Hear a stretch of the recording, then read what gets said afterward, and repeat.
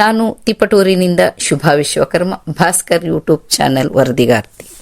ಹಾಸನ ಜಿಲ್ಲೆ ಅರಸೀಕೆರೆ ತಾಲೂಕು ಬಾಗೇಶ್ಪುರ ಅಂಚೆಯ ಕುಗ್ರಾಮ ನಂದಿಹಳ್ಳಿಯಲ್ಲಿ 50 ವರ್ಷಗಳಿಂದ ಹಿರಿಯ ಪ್ರಾಥಮಿಕ ಪಾಠಶಾಲೆ 1ರಿಂದ 3ನೇ ತರಗತಿಯವರೆಗೆ ಓದಿದ ನೆನಪು.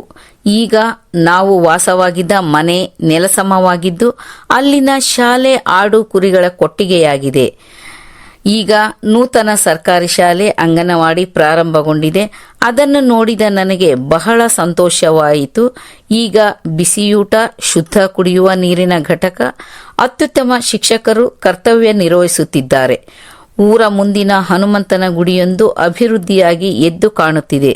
ಹಾಗೆಯೇ ಮನೆ ದೇವರಾದ ಸಿದ್ದೇಶ್ವರ ಬಾಗೇಶ್ಪುರದಲ್ಲಿ ನೆಲೆಗೊಂಡಿದೆ ಎಂದು ಭಾಸ್ಕರ್ ಪತ್ರಿಕೆಯ ಸಂಪಾದಕರು ಹಿರಿಯ ಪತ್ರಕರ್ತರಾದ ಡಾಕ್ಟರ್ ಭಾಸ್ಕರ್ ಅವರು ತಾವು ಹುಟ್ಟಿದ ಊರಿನ ಬಗ್ಗೆ ನೆನಪು ಮಾಡಿಕೊಳ್ಳುತ್ತಾ ಅವರ ಮನದಾಳದ ಮಾತುಗಳನ್ನು ವಿವರಿಸಿದರು.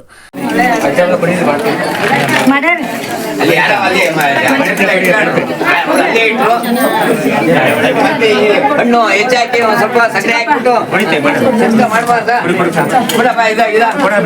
ಅದು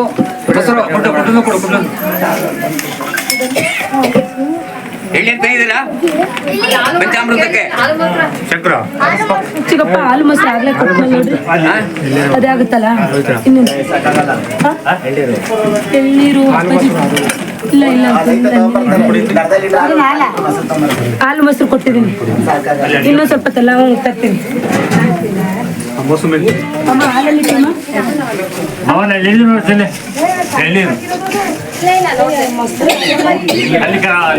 ಎಣ್ಣೀರು ಅದೇ ಇದರಲ್ಲಿ ಕಟ್ಟಿದ್ದಾರೆ. ಚಪ್ರ ಈಗ ಕಟ್ಟಿದ್ದಾರೆ. 2 ಕಿಲೋಮೀಟರ್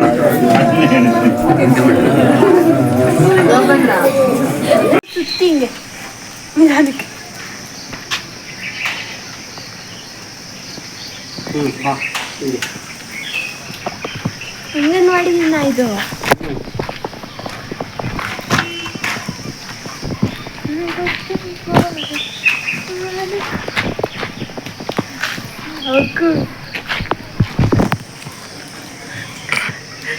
ಧ್ವಜನೆ ಎಲ್ಲ ಸುಮ್ಮನೆ ಸೆಲೆಕ್ಟ್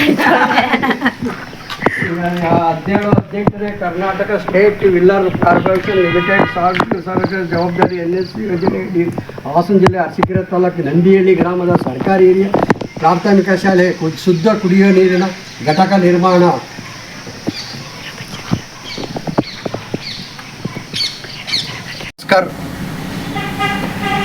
ಭಾಸ್ಕರ್ ಪತ್ರಿಕೆ ಸಂಪಾದಕರು, ಭಾಸ್ಕರ್ ಯೂಟ್ಯೂಬಿನ ಮುಖ್ಯ ವರದಿಗಾರರು, ವ್ಯವಸ್ಥಾಪಕರು.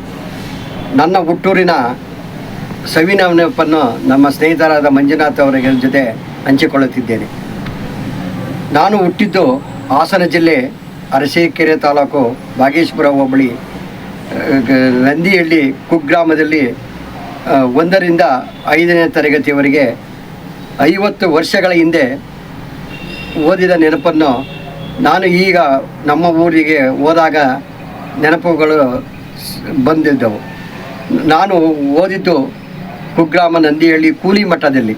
ಕೂಲಿ ಮಠ ಅಂದರೆ ನಮ್ಮ ಶಿಕ್ಷಕರು ಅವರ ಮನೆಗೆ ಹೋಗಿ ಪಾಠ ಹೇಳಿ ಕೊಡ್ತಿದ್ದರು. ನಂತರ ಸರ್ಕಾರಿ ಹಿರಿಯ ಪ್ರಾಥಮಿಕ ಶಾಲೆಯಲ್ಲಿ ಓದಿ 1ರಿಂದ 3ನೇ ತರಗತಿಗಿಂತ ಓದಿ ಬೆಳೆದಿರೋವನು. ಅನಂತರ ಆ ಊರಿನಲ್ಲಿ ಅಂಗನವಾಡಿ, ಈಗ ಹೊಸದಾಗಿ ಅಂಗನವಾಡಿ ಪ್ರಾರಂಭವಾಗಿದೆ. ಸರ್ಕಾರಿ ಹಿರಿಯ ಪ್ರಾಥಮಿಕ ಶಾಲೆ ಆಗಿದೆ. ಈಗ ಬಿಸಿ ಊಟ ಆಗಿದೆ. ಅತ್ಯುತ್ತಮ ಶಿಕ್ಷಕರಿದ್ದಾರೆ. ಈಗ ಶಾಲೆ ನೋಡಿ ನನಗೆ ಭಾಳ ಸಂತೋಷವಾಯಿತು. ನಾವು ಓದಿದ ಸವಿನೆನಪುಗಳನ್ನು ನಮ್ಮ ಊರಿನ ಮುಂಭಾಗದಲ್ಲಿರುವ ಆಂಜನೇಯನ ದೇವಸ್ಥಾನ ಮುಂಭಾಗದಿಂದ ನಮ್ಮ ಮನೆ ಹತ್ತಿರವೇ ಸ್ಕೂಲ್ ಇತ್ತು. ಆ ಸ್ಕೂಲಲ್ಲಿ ಓದಿ 1ರಿಂದ 3ನೇ ತರಗತಿಯಿಂದ ಬೆಳೆದು ಬಂದಿದ್ದೇನೆ.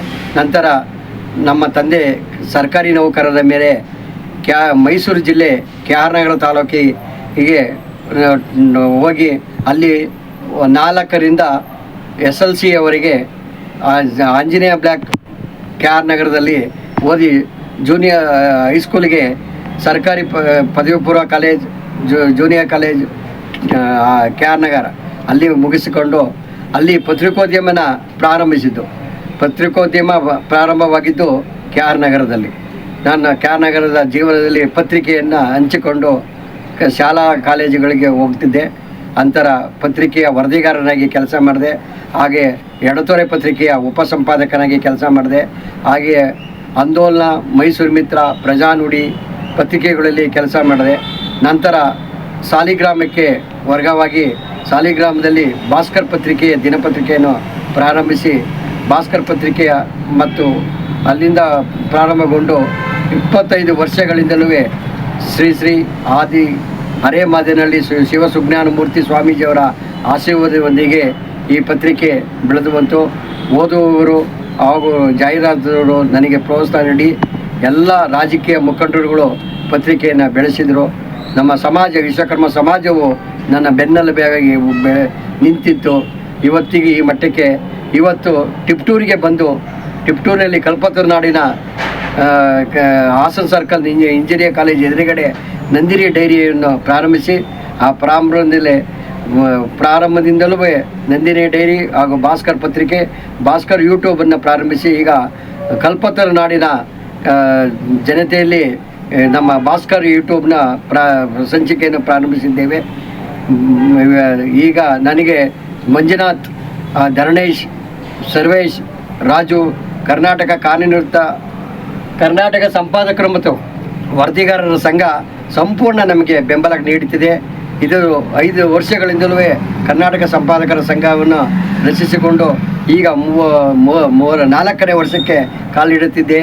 ಇದೇ ಸಂದರ್ಭದಲ್ಲಿ ನಮ್ಮ ನೂತನವಾಗಿ ಅಧ್ಯಕ್ಷರಾಗಿರುವ ರಾಜುಗೆ ಅಭಿನಂದನೆ ಸಮಾರಂಭವನ್ನು ಇದೇ ತಿಂಗಳು ಮೇ 31ರಂದು ಪ್ರಾರಂಭಿಸಿದ್ದೇವೆ. ಈ ವರ್ಷದ 25-26 ಸಾಲಿನ ಗುರುತಿನ ಕಾರ್ಡನ್ನು ವಿತರಣೆ ಮಾಡುತ್ತಿದ್ದೇವೆ.